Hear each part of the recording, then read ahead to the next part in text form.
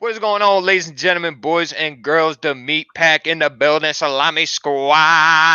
Ow! It's your boy Mike Rogers. Got Mike Richman in the cut. Gonna What's up, my talk boy? to y'all about something today. Y'all already see the jersey, see the hat. Got to talk about my New York Jets for a minute. A little sound off right here. Now, here's the deal.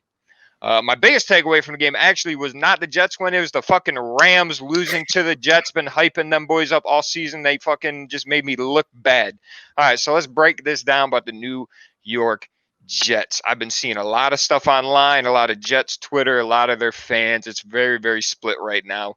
Or I'd say like 70-30, the 30% being the kind that just, I keep hearing you play to win the game. And in a sense, that is true. But at this point, what was the point of that win? Now, when I say something like that, and I've mentioned before in our videos about the word tanking, it's like players do not tank. Sam Darnold could give two shits about the Jets getting Trevor Lawrence next year. He's not going to help them do that. He wants to secure a job and wants to be a starting quarterback in the NFL. That's not the problem. The problem is that win got you absolutely nothing. There was no point to win that game. You know what I'm saying? I thought the Rams are going to hold on and just win it. I thought it was going to be a fluke. I'm not sure what happened. I mean, they didn't look bad. Sam Darnold did not look bad at all. Frank Gore was busting some folks Yeah. up. Look, 21 again out there, bro. That's what I'm saying. Frank Gore is the legend, made it happen. And so it's a very weird stage to be in when your team's in a situation like mine. It's very hard to say you want your team to lose. That's a weird thing to say. That's, I guess, technically not being a fan, I guess, if you want to put it that way. But here's the situation about this. I think most New York Jets fans, don't have a problem with Sam Darnold. We just kind of think it's over. We would take Trevor Lawrence in high school over Sam Darnold right now. There's two types of people that I've been seeing. A is just like I said, the people that either aren't a fan or the Jets or their team is doing really good, saying that you play to win the game, this and all that. And I think other people that don't know how good Trevor Lawrence is.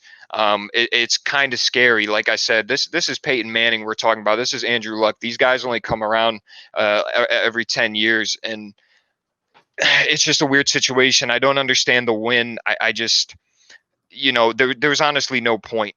Adam Gase is still going to be fired next year. They're still going to try to clean as much house as they can. And, with all this being said, there is still 2 games left in the season. But right now, I think the Jacksonville Jaguars are sitting at like a 75% chance. 69. 69 to walk away with that pick. So they're nice. So there is still some hope. And listen, man, I got a Sam Darnold jersey sitting in my closet, and that's not the problem. I like Sam. I really do. I think he has tried his best to be the face of this just abysmal franchise. I almost said Sanchez. Mark Sanchez, bro. Back-to-back AFC championships on him. But, Sam Darnold has tried his best to be the voice and the face of this team in such a struggle, and I give him a lot of praise for that. It's probably been very hard, but the reality of his situation is he has regressed very badly, and we can chalk that up to coaching, whatever, this, that, them not having players, whatever it is. In a vacuum, he has regressed. It's just a bad situation for him, and I don't know. I still think he's good. I like him. I like the talent. He has shown he can be a very good quarterback. I'm just saying that's not the issue. The issue is Trevor Lawrence's don't grow on trees, and we literally all year had a chance to go and get that man next year and just hopefully turn the franchise around. I mean, Trevor Lawrence's box office, that's going to put ass in the seats. It's the New York market. He'd be a superstar. Like I've said before, if you can win in New York, you'll be a legend, whether it's the Giants or the Jets.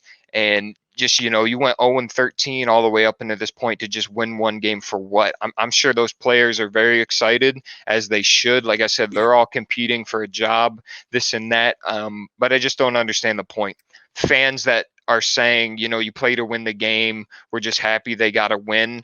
I get it, but just no.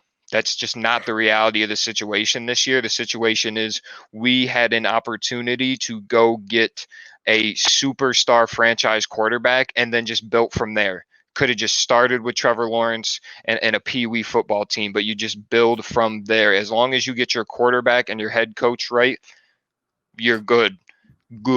I heard Dan Orlovsky today saying some things about who also was on an 0-16 team. And, the Jets obviously aren't going to hit that now, but pretty much just, I don't know.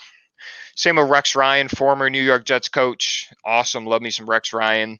It was honestly, what was the point?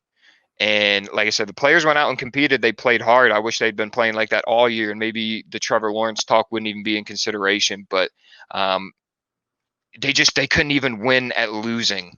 They literally sucked so bad they couldn't. Yeah, it's so crazy, dude. It's such a weird process I'm in right now. It was like my team won. I just want to see them win, but just not this year. It just wasn't going to happen. If you're going to be bad, you might as well be the worst you can and just secure that pick.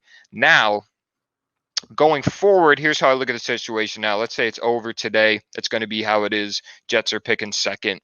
Jacksonville Jaguars are going to get Trevor Lawrence. There's no doubt. And so if I'm at that point, listen, I like Sam Darnold over any other quarterback in the draft right now. Justin Fields, I think, is a good college quarterback. Don't know how that's going to translate. Zach Wilson's decent. My boy Kyle Trask at Florida. And those players look good. But at this point, I'd keep Darnold just because he's been your rock, and maybe with just a whole new situation, he could overcome some stuff. But well, for sure. That's one of the points I wanted to make to you is if the Jags do end up securing that number one pick, which they're way more likely, the Jets are at a 31% chance right now to keep that first pick. I mean, the Jags could come out and win the next two games and everything could change. So we're talking about this, before it's final said and done here. A little early. But if they don't get the first pick, I think it's 100% worth keeping Sam Darnold and just trying to build around him. I mean, he's already there. He's owed a little bit of money. And I don't think it'd be worth trying to bring in one of these other guys that aren't at that level that Trevor Lawrence is at. No, I agree. That's the only situation. Yeah. And just, some of the points you're making too about like going out to lose the game is like the reality of the situation is in the NFL, players are not going to do that. They don't give a fuck. I would even say at the head coach level, they're out there trying to win games. Like your job is literally on the line week to week. They're going to go out there and compete. And like the Jets have competed in just about every game this year. They just haven't come away with any wins. But they've been the first to score in like 8 of their last 9 games or some shit like that. There's some crazy stat on the game yesterday. But I mean, it's just insane. But one other thing I want to make as a point here is this is probably not going to happen at all, but we cannot forget that Trevor Lawrence is only a junior in college. This dude could see he's going to the Jets or the Jags and be like, you know what? I'm just going to hang out with my girlfriend, get a degree. I'm not really trying to enter the draft this year. He could enter the draft next year and still be the number one pick. So, I mean, that's most likely not going to happen. When you're that young, junior in college, you're going to go and get that fucking bag for sure. But that is an option he has. I mean, the ball is in his court. He has all the leverage when it comes to that situation. So, that's what John Elway did. He was like, I'm not fucking playing there. I'm just going to wait another year and then went after his senior year. So we'll see what happens. But I do think he will enter the draft for sure, just because like the money is there. For sure. So but I mean, hey, he could do the Elway. He could even do the Eli Manning and just get traded. Maybe he does go to the Jags. And I know a lot of people all year have been saying, maybe he just won't go to the Jets or refuse to go to the Jets. And with the what Jags, if he refuses to go to the Jags? He's from Clemson. So he's like down in that area already. The fan base is kind of already built around him down there.